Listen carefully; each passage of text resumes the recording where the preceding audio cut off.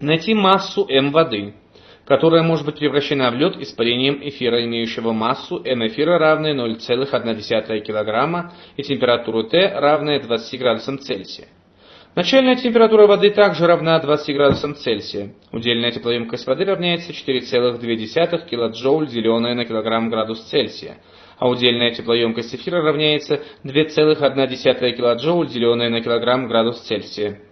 Удельная теплота плавления льда R равняется 0,33 МJ, деленное на килограмм. Удельная теплота парообразования лямбда равняется 0,38 МJ, деленное на килограмм. Количество теплоты, необходимое для испарения эфира, отдается водой и эфиром при их охлаждении до температуры T нулевой, равной 0 градусов Цельсия, и водой при замерзании. Уравнение теплового баланса можно записать в виде Q1 равняется Q2 плюс Q3 плюс Q4, где Q1 это отбираемая эфиром теплота, необходимая для его испарения, равная m эфира, умноженная на лямбда. Q2 это количество теплоты, которое отдается эфиру, равное m эфира. C эфира, умноженное на T минус T нулевое.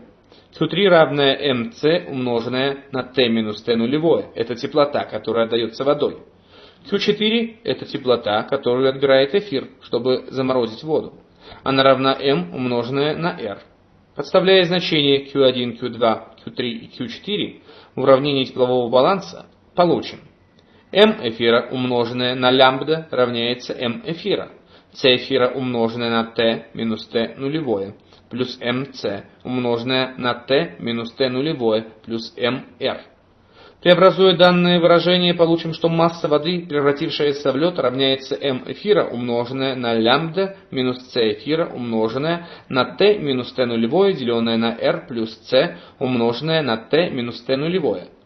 Поставив данные из условия задачи, получим для m значение, равное приблизительно 0,82 килограмма.